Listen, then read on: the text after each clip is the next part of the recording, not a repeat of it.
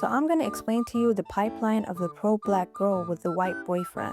So I'm asking right now, black men, after my black men to really step up for black women and create families. It's really not cool. Have you ever dated outside your race? Yes, that's all I would like to do. Now? Yes. Okay. A lot of people seem to not understand this and how this could happen, but I'm going to explain it to you step by step. What? Bro, what are you talking about, man? So basically, the pro-black girl has reached far lengths of being pro-black and woke, to the point that she cannot relate to other black people in her community. She became too woke for them. This is why the black woman is the white man's secret weapon. For example, a lot of people were shocked by this because Nikki Giovanni is known for being super pro-black.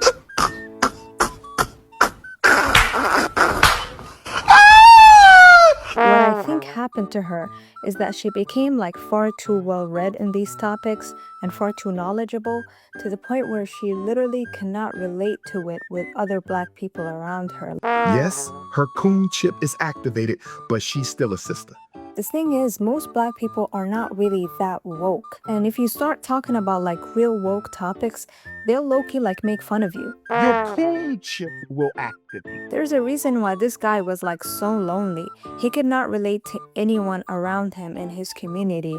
Everybody thought he was crazy or weird or strange. Nobody related to him because he was just too pro-black. He was too strict in their perspective. But black man, I want to heal with you because I believe there is nothing more that I need than to help a black man mend his family. This low-key happened to me when I was 17 and I got super deep into pro-black topics, to the point where I literally couldn't relate to other black people anymore because I was simply too militant, you know what I'm saying? Like, being too militant can actually make you alone.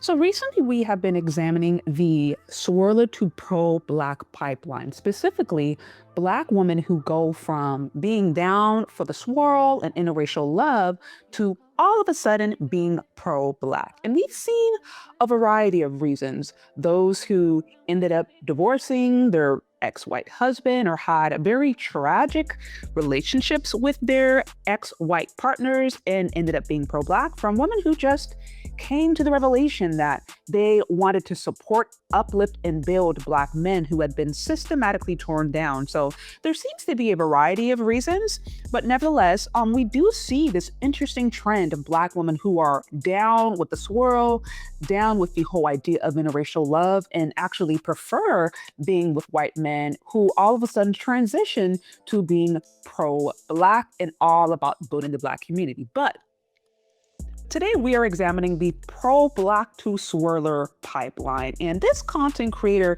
gave her best explanation as to why there were some black women who claim to be pro-black and then all of a sudden show up with white partners. This whole idea of I'm so pro-black that I can only relate to white people makes literally no sense.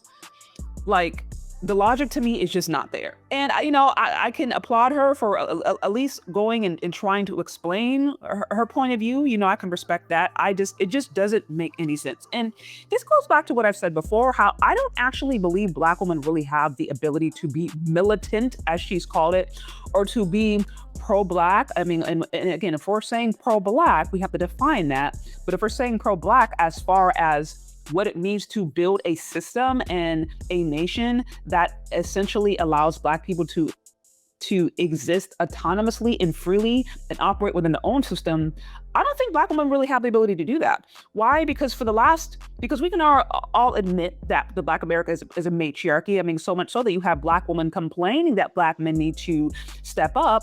But with that said, because we can assume that the black America is a matriarchy, this whole idea of my militant because I read a few books doesn't really mean anything if you're not connected to a larger organization or system. If you're not honestly working with men who are building that, building economies, building businesses, building systems and structures, okay, building things that are actually that are going to lead to an economy and lead to alternative industries by which you can be empowered, then this whole pro-Black because I wear my natural hair or because I read a book about Malcolm X, like that doesn't mean anything. It means nothing. And we know this because we have these conversations. And yet if we look at the wealth in Black America, if we look at the amount of ownership, if we look even at the amount of marriages and overall just the economic standing, the political and economic standing of Black America, it's still very poor. And so again, that is a reflection of, in my belief, a lot of the lack of understanding of what it actually means to be pro-Black.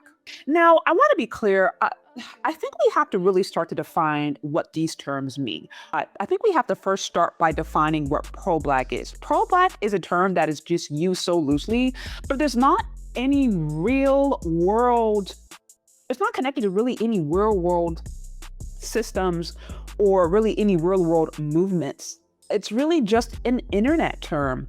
And in the era of 2025, when you do see more nationalism all across the board, I do think it's important to actually define what being pro yourself means. The thing about it is, I just think Black people by and large, especially Black Westerners, are so assimilated or are very assimilated into American culture that we don't necessarily understand that some of these things that we deem as pro-Black or super hotep or super militant is actually just what cultures do when they are fully functioning, right?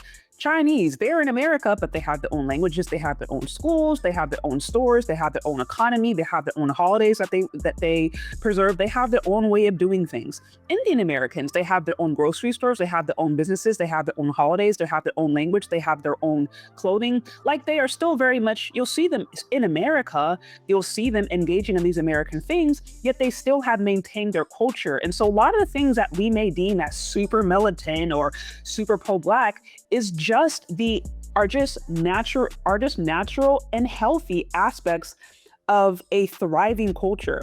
It just so happens in America, because of the Black American experience that was very unique and having many of those things taken, then it leaves a bit of a void. And so when you have Black people now who are trying to rebuild or reestablish those things that were essentially taken from them, such as their own businesses, such as their own system, their own marriage practices, their own language, their own clothing, their own articulation, their own basically economy, that's really what we're talking about. Most people, when they say pro-Black in this American term, it's not anything serious. They're just talking about, oh, you believe in marrying a Black person while you're pro-Black. Oh, you believe in wearing natural hair while you're pro-Black. Like it doesn't go past like freaking preschool conversation. But if you are really pro yourself, you're talking about actually building a nation. And that is not just, oh, I want to wear black hair or just want to police the dating options of Black men. No, that is actually, there's an entire economy, an entire culture that is associated with it, entire systems that are associated with it. And just for some reason, Black folks don't really want to have that conversation all the time. And then honestly, those who are having those conversations usually are actually so busy doing the work. They're so busy involved in their community. Like they're not just deeply on social media like that. So I'm just saying, like, I think this term pro-Black has taken on all these terms that don't really amount to anything real world, don't really amount to anything meaningful. But at the end of the day, if you really want to have like the pro-Black culture you're going to pretty much have to go to Africa. You're going to have to go to a society where it is Black, like where Black is the standard, the default. Of course, they have their own issues, they have their own challenges, but I'm just saying, it's like when you're talking about being pro yourself, you're basically talking about the elements that are intact when a culture and a nation is just this thriving and existing. Also now want to turn to some of the comments to see what it is that y'all had to say. Okay, so if we're looking at this whole idea here, she says, this is true. Okay, so this person actually agrees with what she said. It makes sense to them. I don't catch the logic at all. I don't catch the logic of you're so pro-Black, you only connect with white people, but okay, someone here agrees. Absolutely not. So they don't agree. This one says, so they become pro-Black, they relate to white people. Yeah, again, I don't understand. Shout out to Malarkey. This Malarkey, a loyal longtime member here. It says, one must assume that employing this sister's logic that more allegedly pro-Black one becomes, the whiter becomes one's partner. So expect a square white boy to be seen out and about with a super conscious sister. Make that make social, cultural, and sexual sense. Yeah, I really don't understand this logic, y'all. If I'm missing something, please let me know. Maybe I missed the entire point, but I'm really curious what it is y'all have to say. This one says, some years ago, I lived in Florida. Young, upcoming Black girls, many of them breaking corporate boundaries, found it a huge challenge to pair with local Black men. The men were largely locked into social circles centered around sports, entertainment, and clubbing. They lacked exposure in global politics and limited in their confidence around social corporate settings. To avoid being labeled sellout or white lover, they went undercover to date white men, even while strongly advocating Black is power in public. Okay, so this is a really good point. What he's now talking about is classism. This is super important. Let's say you were a Black woman who came from the inner city, but you were able to excel in school, and that's really a whole other topic. There's reasons for this. There are very much reasons that women, by and large, tend to have an easier time excelling in education than men, but that's another topic for another day. But if let's say you grew up in the inner city, and you grew up in, maybe a lower and you just grew up in the lower class, but now you were able to get in environments where you were surrounded by middle or upper middle class people, that's going to expose you to different ideas. And people, that you grew up in the block and they're not going to be in that environment. They're not going to be around those ideas that you're being introduced to. So yeah, that can create a bit of a chasm. It can create a bit of a divide, but now you're dealing with more of a class issue, not necessarily a Black issue. Now, I do understand that there's a connection between class and race. To understand that, but I'm just saying, by and large, like a Black woman who leaves the inner city and goes and is now talking to upper middle class people, if she starts talking to upper middle class Black men and women, then she's gonna probably be able to connect more on that level. So, because of the different ideas we're being introduced to. This one says, she really cooked with that Huey reference, but you cannot be too militant for the point where you have a relationship with the very people you say you despise. Come on, man. This one says, I felt I was too radicalized to relate to other Black people, so I see where she was going, but how you end up dating white people is still confusing. If you find it hard to relate to other Black people, how the hell do you end up dating white? The thing about it is, again, you just have to change your circle. Like all this goes down to is environment. This content creator talked about she was in her pro-Black militant phase when she was in like 17.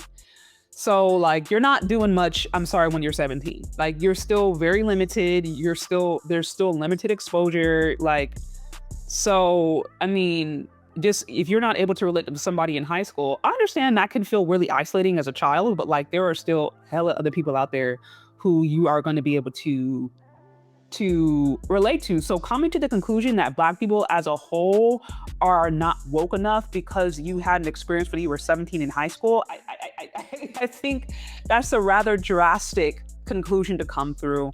I think some of this really just goes down to environment and class. But anyways, y'all, that's what I have on this whole topic. What y'all think? Let me know down in the comment section. Thank you so much for listening if you've gotten this far, and we'll talk later. Bye.